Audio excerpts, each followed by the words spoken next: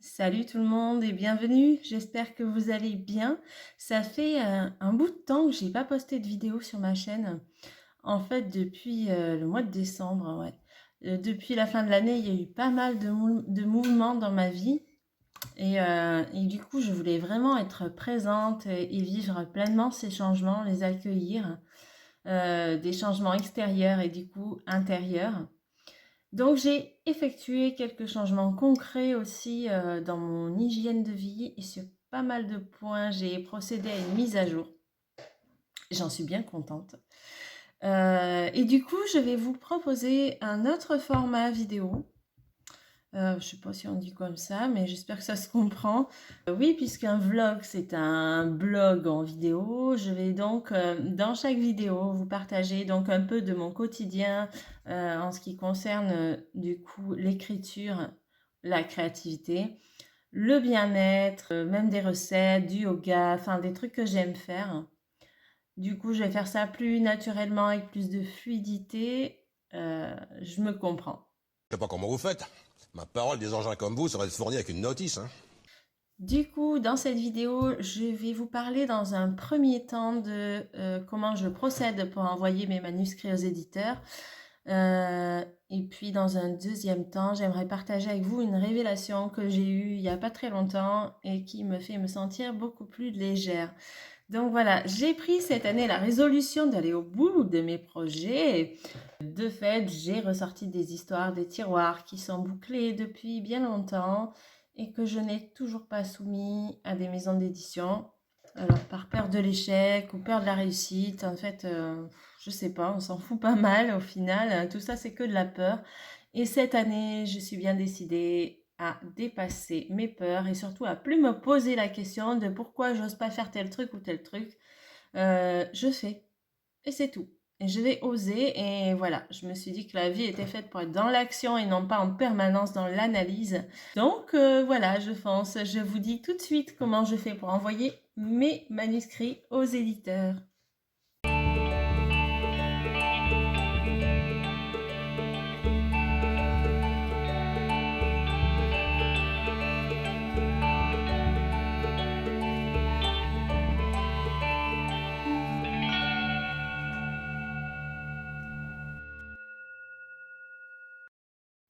J'ai ressorti une histoire pour enfants, une histoire qui me tient beaucoup à cœur.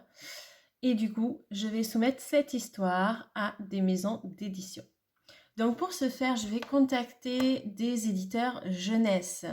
Alors des éditeurs locaux également, car je vis en Bretagne, mais c'est pas pour cette raison que je m'apprête à solliciter les éditeurs locaux, même si j'aime beaucoup le principe du local, mais parce que beaucoup d'éditeurs jeunesse en Bretagne sont spécialisés dans l'édition d'histoires qui se déroulent en Bretagne ou qui ont quelconque rapport de près ou de loin avec les traditions, les légendes de Bretagne.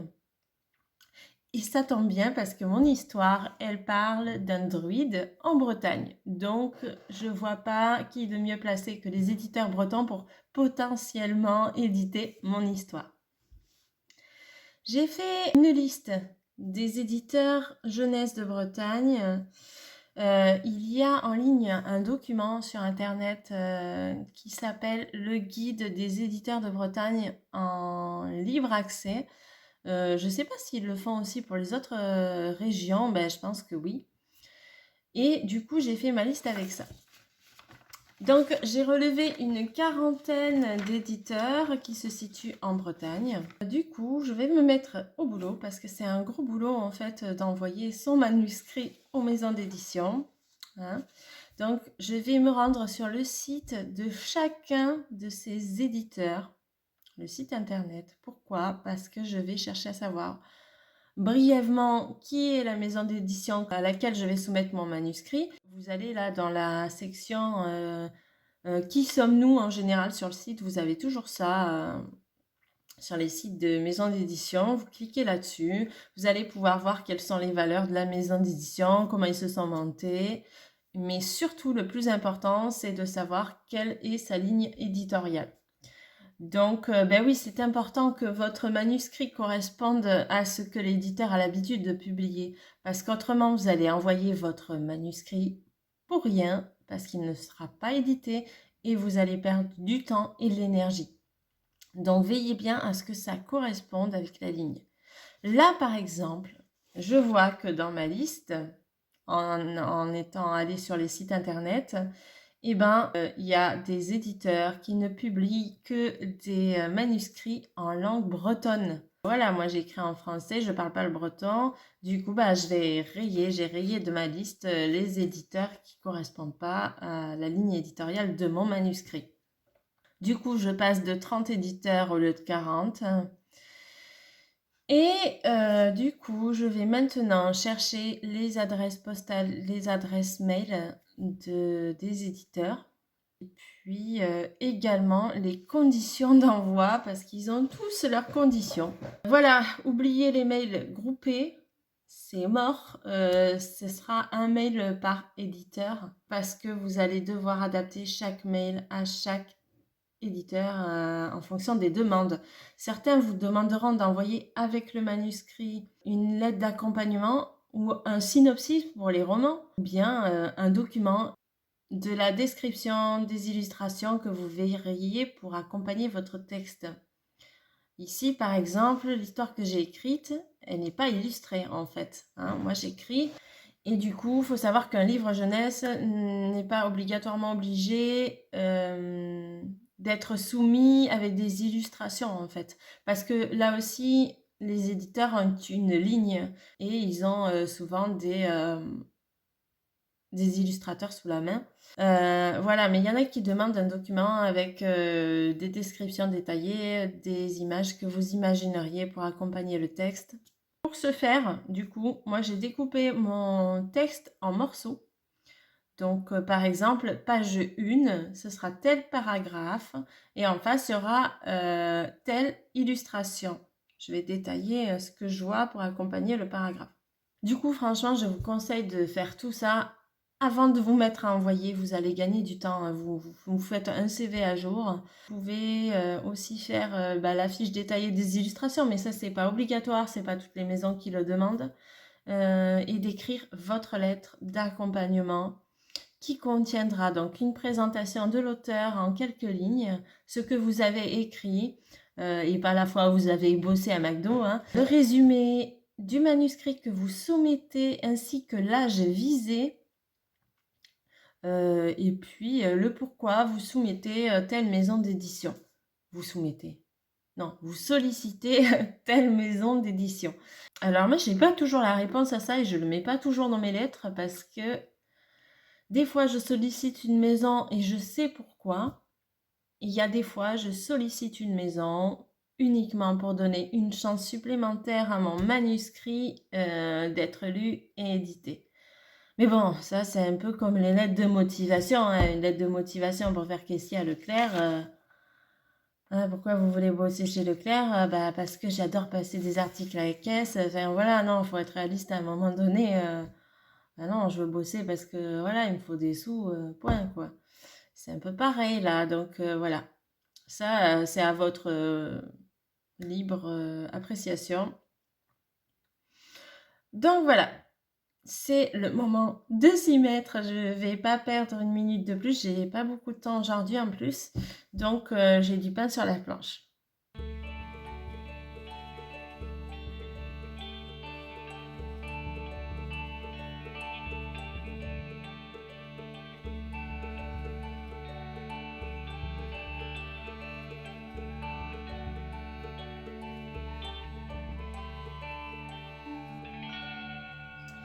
Bon voilà, je vais faire une pause.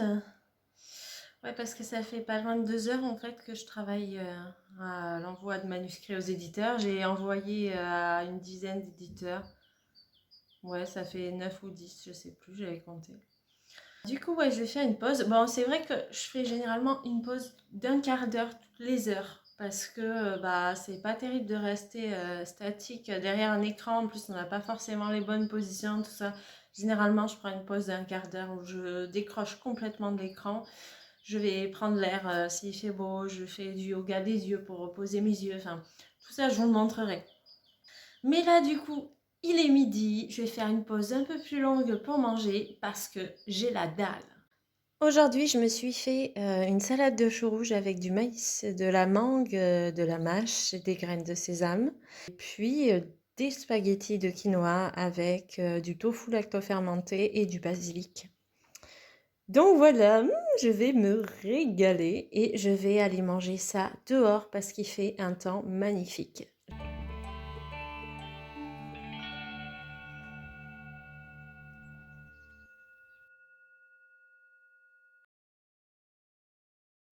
Je voulais partager avec vous une réflexion que j'ai eue il n'y a pas du tout très longtemps. Vous savez, ça fait depuis que j'ai environ 17-18 ans que j'ai un pied dans ce qu'on appelle le développement personnel et la spiritualité.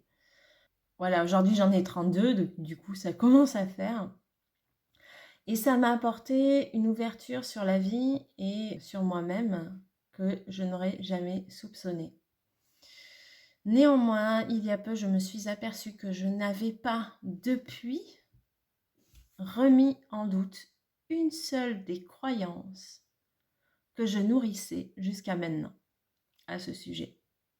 Je me suis alors posé une question. Est-ce que la spiritualité et le développement personnel contribuent à mon bonheur? J'ai répondu sans conteste oui. Oui, j'ai beaucoup avancé dans la vie grâce à ça. J'ai découvert des tas de choses sur moi-même. C'est vraiment une super boîte à outils, c'est clair. Néanmoins, je ne suis pas heureuse non plus. Mais en même temps, je pense aussi que le bonheur, c'est hyper surfait, qu'on ne peut pas être heureux H24, 7 jours sur 7, parce qu'on est des êtres humains et qu'on compose avec des hauts et des bas.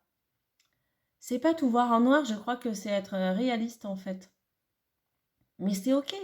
J'accepte cette nature changeante qui est la nature humaine en fait. Par contre, je me suis aperçue que certaines choses dans la spiritualité, dans le développement perso me rendaient carrément malheureuse. Et là, pour moi, c'était pas normal.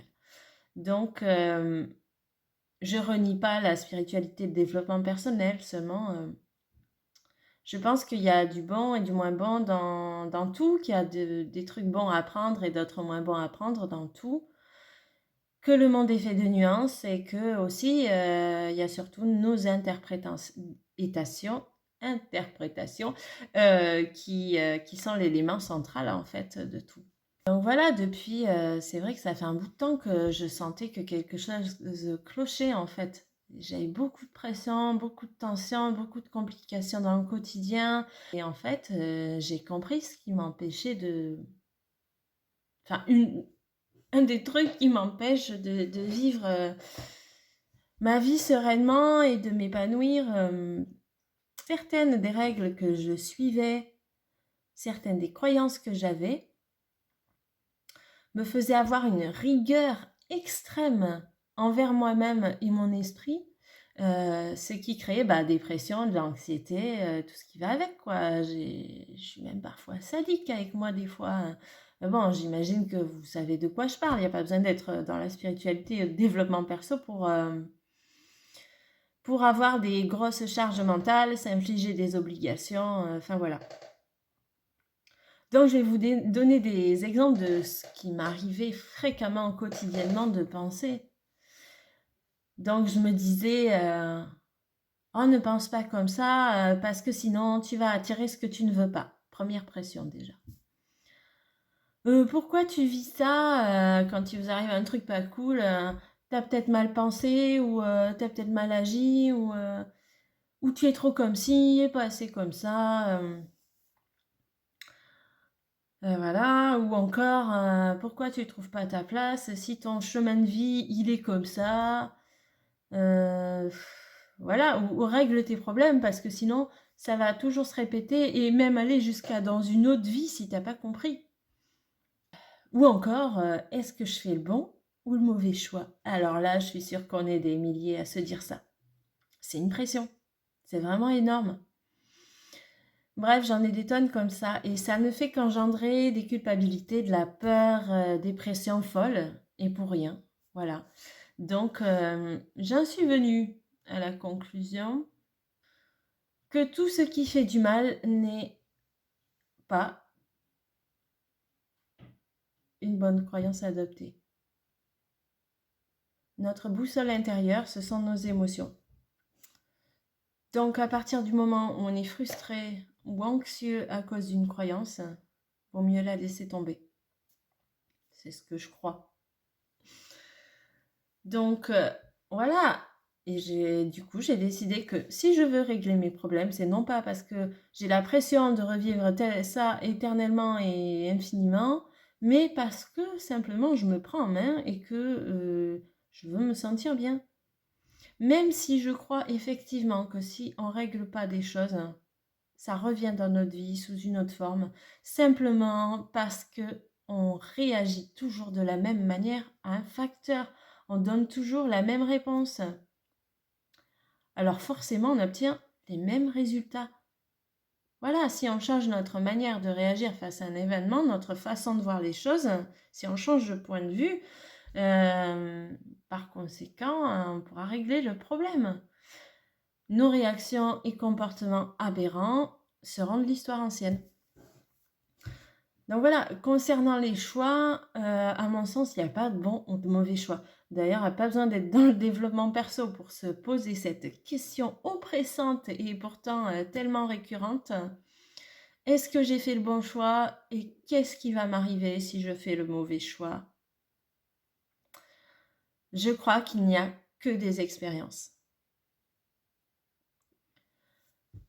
Pour ce qui est du chemin de vie, je crois qu'on est à la place à laquelle on a envie d'être. Il faut suivre ses envies, suivre ses passions, ce qui nous anime et nous apporte de la joie. Et on sera automatiquement à la bonne place en fait. Et puis de toute façon, on est à la bonne place. Sur le principe, le fait qu'on vive et qu'on soit ici sur Terre le prouve. Donc voilà, sinon on ne serait pas là. Effectivement, c'est bien qu'on est à notre place. J'ai parlé aussi de la loi d'attraction. Vous en avez sûrement entendu parler. Sous plein de manières différentes et de noms différents finalement. Voilà. C'est pareil, on te dit que tu peux attirer à toi ce que tu désires en mettant un processus pensée-émotion en marche et que l'univers te donnera ce que tu demandes. En un sens, c'est vrai.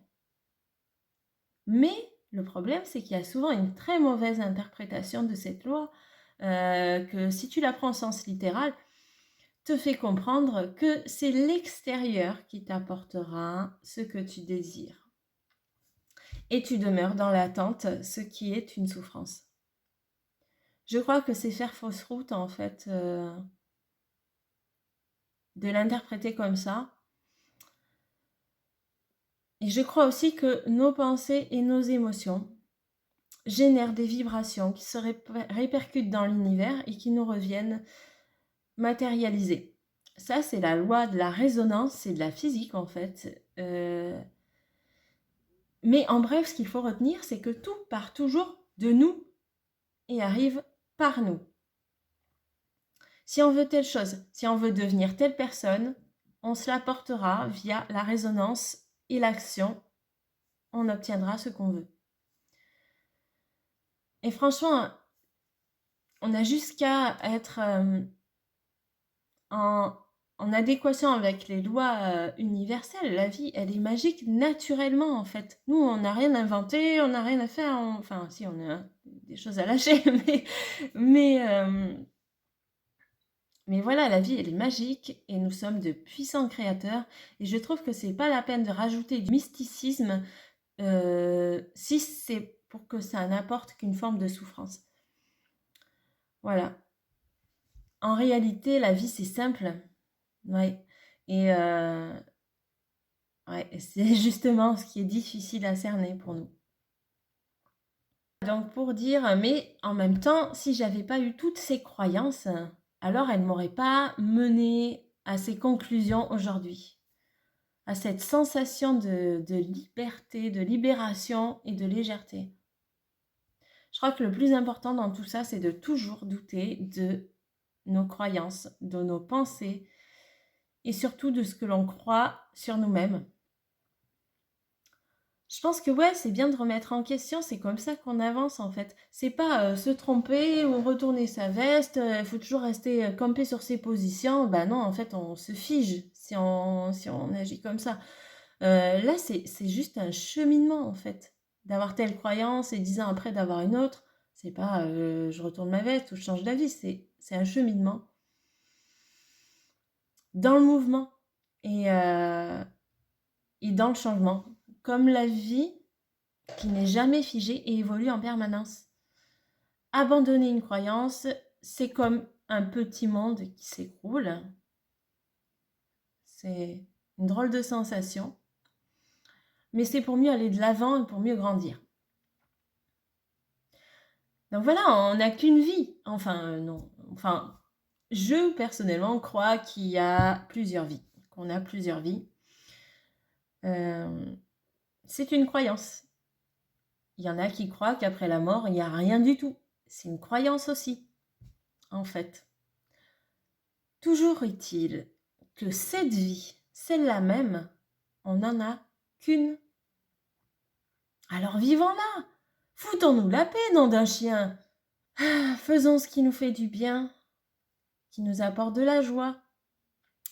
Alors c'est vrai, on ne peut pas être tout le temps dans la joie, mais c'est la nature de la vie, c'est comme ça, c'est inconstant. Il n'y a que l'inconstance qui soit constante dans la vie.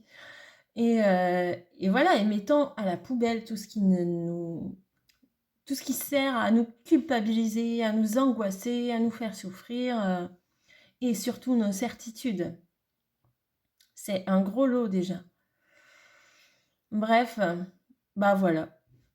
C'était un communiqué de moi-même. Franchement, ça fait vraiment du bien. Ça donne un nouveau souffle à ma vie, quoi. Ça fait une semaine que je suis de bonne humeur. Alors, effectivement, il y a le soleil qui revient. On sent le printemps qui est pas loin. Ça booste toujours un peu.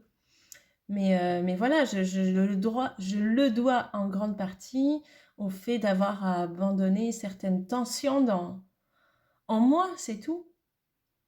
C'est aussi simple que ça. Bon, eh bien, je crois que j'ai rien d'autre à ajouter pour cette vidéo. Je pense qu'elle est suffisamment longue. Voilà, sur ce, j'espère que vous aurez apprécié la vidéo et je vous souhaite une bonne journée. Je vous dis à très bientôt.